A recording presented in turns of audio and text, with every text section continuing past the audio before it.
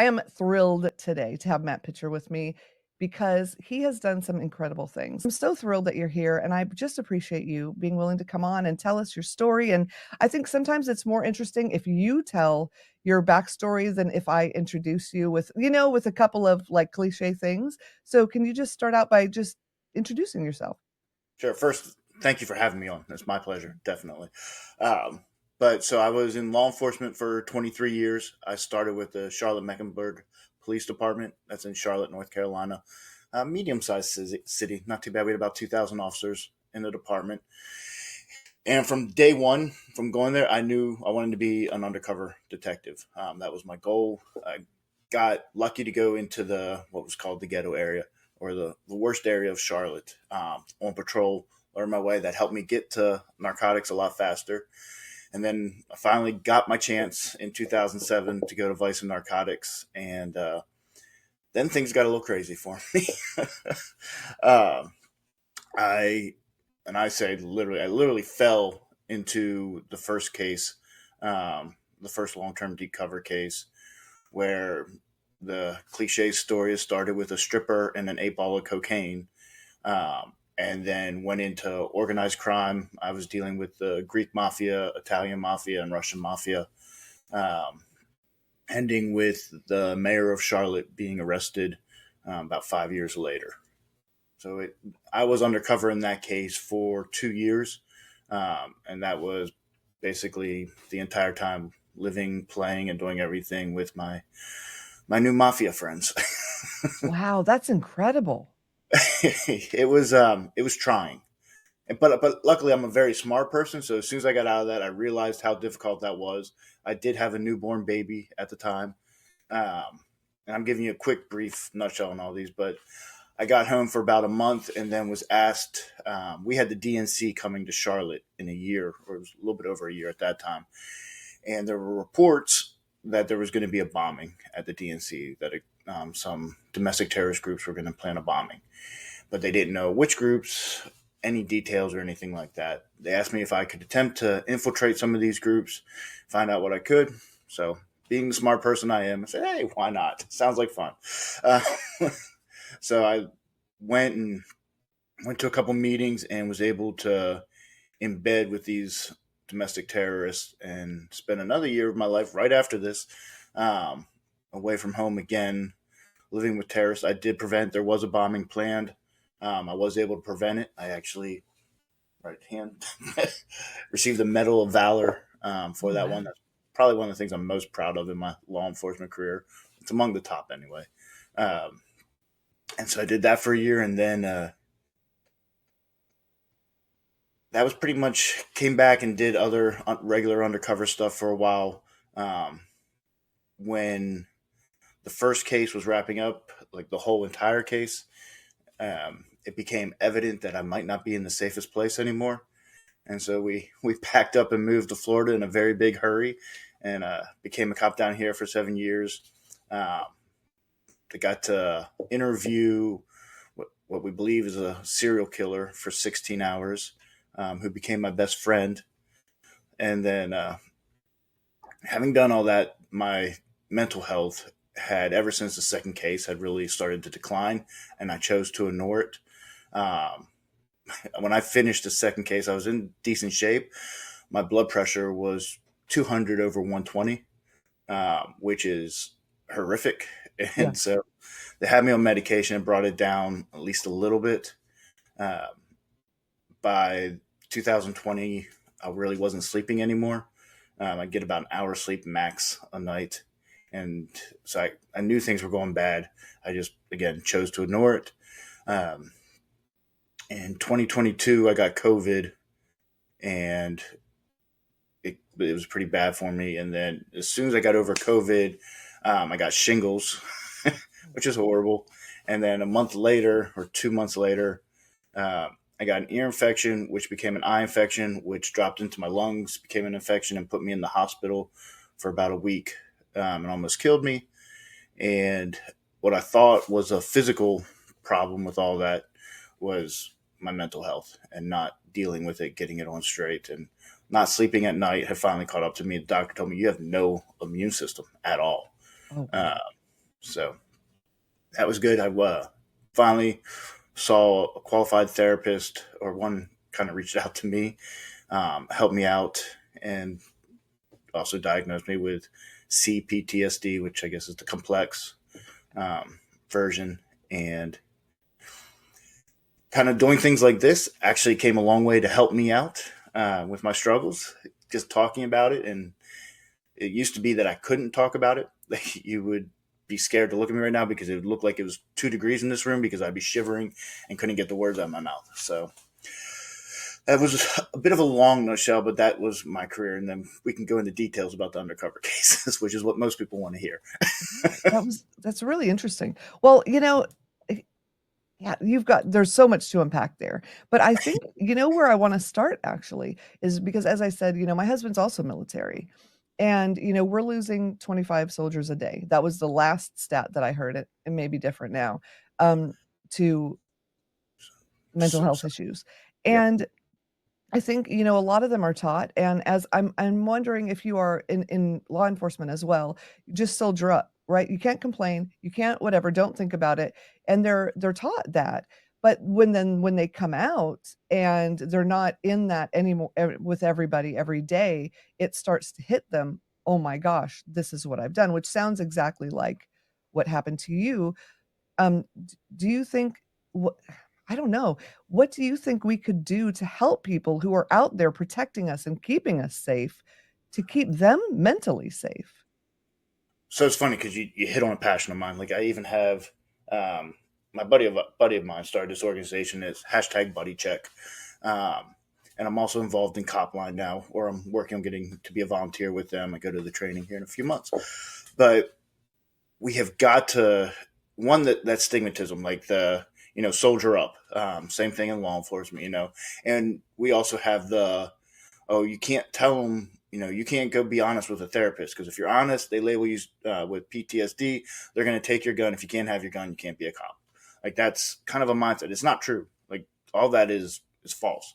Um, for the most part, yes, there are exceptions to the rule, but you know the whole soldier up. You need to talk about it, and that is huge. Like, because that's exactly what I did. I bottled it up, and I met with somebody the other day, an old buddy of mine that was in the force with me, and the district that I came from, like my original crew when I was on patrol, uh, none of them have come out okay. We're all have different issues, some pretty severe. And I just had a buddy of mine last month, I think it was last month, commit suicide. Um, and like, every time something like that happens, it just breaks your heart, and you take responsibility because I feel like it's all of our fault for not getting, like, not being able to see it, not getting the word out there, not letting. Like, you got to talk about it. You got to talk about it. Um, and you've got to know when you need help. And I'm no different. I mean, I've talked about this some before, and I don't even understand now why when I look back at it. But for like the last year, before I got help, I'd go to bed at night and pretty much pray and ask God, just, can you end it for me? Like, because I wasn't going to commit suicide, but I didn't want to be here. My mind was messed up. I did not want to wake up the next day every time. And it's weird because you can't figure out why. Like, you don't actually have a good answer as to, it wasn't money trouble.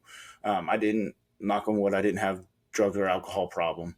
Um, so I had no good reason. I have the best family I could ask for, but I kept living in what I had done. And if you can't get your mind to trigger out of that, like, it gets dark and painful. Yeah. I think people don't realize we need people to do the kind of things that you did. We need people to do what the people in our military do to keep us safe, right? We can all sleep at night because of those things. But I think people don't know, and they don't need to know, but how serious some of the things that you've had to do are, serious the things that our military has to do. And it's people look at it like, oh, we wish, let's just take everyone's guns away and not have a military or not have a police or whatever. But people don't realize what would ensue within a day of that. Right. We want, and we do, we want this belief that there aren't actual bad people in the world, and that would be great if there weren't. I would love that, but unfortunately, that's not the case. And I think here recently, and this breaks my heart, is the opinion of police officers has changed to. Um, Unfortunately, there's a segment of the population that believes we want to go out and hurt people, and I can't. There's not one officer I know of personally that went into the job without wanting to help people. Like, this is a job you take because you want to help people. You don't take it for the money. I mean, I know you can make a ton of it, but that's not why you do the job.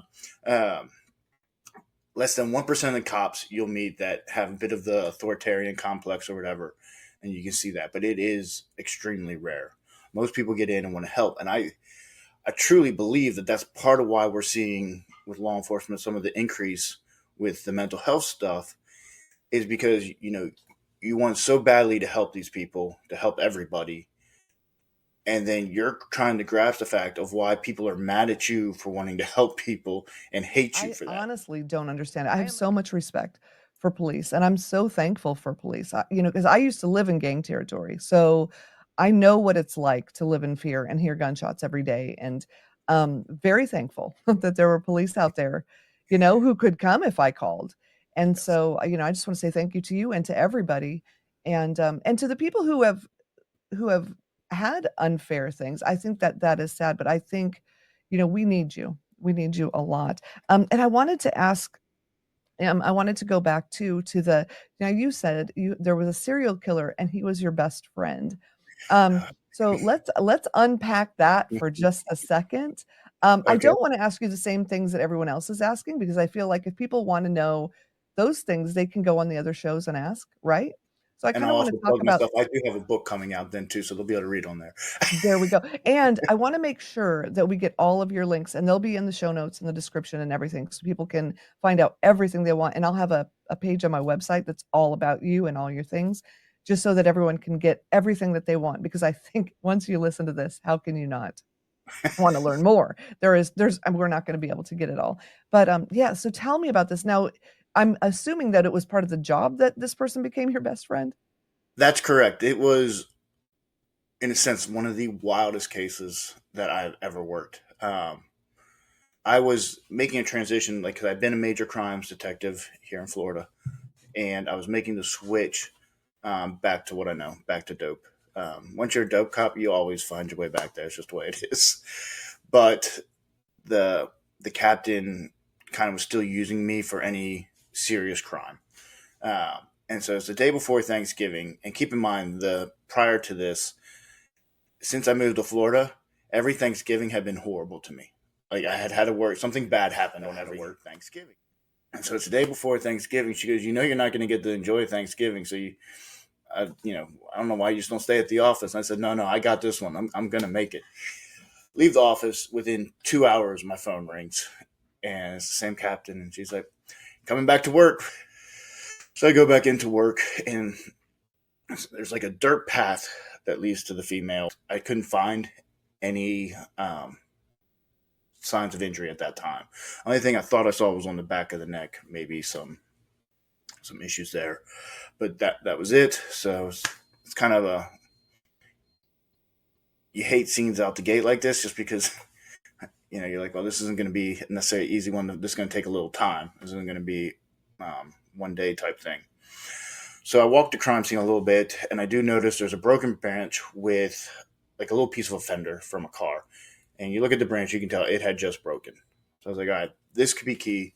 Um, my captain looks at the car piece and was like, "Oh, I'm sending this to one of the narc guys, actually." Uh, she goes, "He is unbelievable with cars," and I mean, this thing is literally like this, and I think she's crazy. I was like, nobody in the world, you could send this to a car manufacturer, and they're not going to be able to tell you what car this came off of. She sends them the picture. I say, well, I'm going to go check some local businesses, bars and stuff, look at cameras, that kind of thing, see if I can figure something out. So I take off, and within just a little bit, this detective who she sent the car part to sends back a picture of a full size van, gray in color, and says is going to be exactly this type of van. Obviously, didn't know the color. but was 100% positive that that's what this piece came off of. Again, I think he's crazy too. Uh, Within a half hour, captain and lieutenant come on the radio. We have the van at the McDonald's. It's parked on the side here, matching the description to the T. We're having a marked unit come up and get out with it. So I get my butt over there. Um, and as the marked unit is talking to the person in the van, the rear fender, I noticed there's a piece broken out with pieces of tree in it. And I'm like, you have got to be kidding me right now. So they get the subject out of the car, and I asked him if he'd be willing to talk to me at the station. Told him, you're not under arrest, nothing like that, just something happened in the area, and I want to see if you know anything. And he's like, yeah, I'll talk to you, no problem. So we go back to the station, and we sit down, and first thing I always do, because you have habits, like this is how you kind of do an interview. I say, listen, like I said, you're not under arrest. If you tell me right now you want to go, I'm going to let you go. But I said, since we are at a police station, I have this Miranda form, which is your rights. Do you mind reading them to me, signing it, and we'll be good? Sure, no problem. So we do all that. And I say, where were you at just before we got out with you? Had you been at that parking lot all day? He goes, no, I just come, and he names the exact spot where the body was found. I was like, all right, well, this must be the dumbest guy I've ever met my whole entire life. So with that comment, with the branch on the back, I have other people at that point writing a search warrant for the van to search the inside of it. I have, like, I'll toot my own horn. Like, I think I'm very good at interviewing people. That seemed to be a natural thing for me. And I developed a method that I go about it. And so I usually, he already brought that out. He already got me what I needed there. I don't even want to talk about the case. And then he's telling me about his relationship with God and how he's very close to God and everything there. We take a little time to pray together. And he tells me about his time in prison. And that's when you can really start to see the deviance. We end up talking for, it was about 12 to 16 hours in there. And I gave him, gave him food during the time, asked him multiple times, do you want to stop talking? Do you want to stop talking? No, I really like you. I want to keep talking.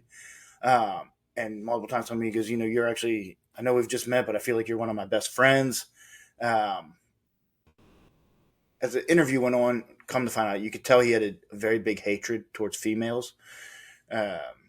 And I believe he had more of a romantic like towards me, is kind of how it went about. And he never confessed to the whole crime. He basically put another party in there, but he told us where all the evidence was because he had scattered it all around town. And I told him at one point, I was like, I don't get to go home and celebrate Thanksgiving with my family until all the evidence that from this crime is collected. So he's like, well, I can't have you miss Thanksgiving with your family. So he literally told us everywhere, and we had to go out to the T, gave us all the evidence. And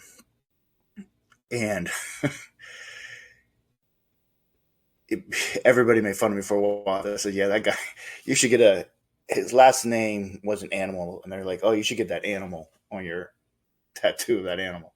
I guess his last name was Wolf, and they wanted me to get a wolf.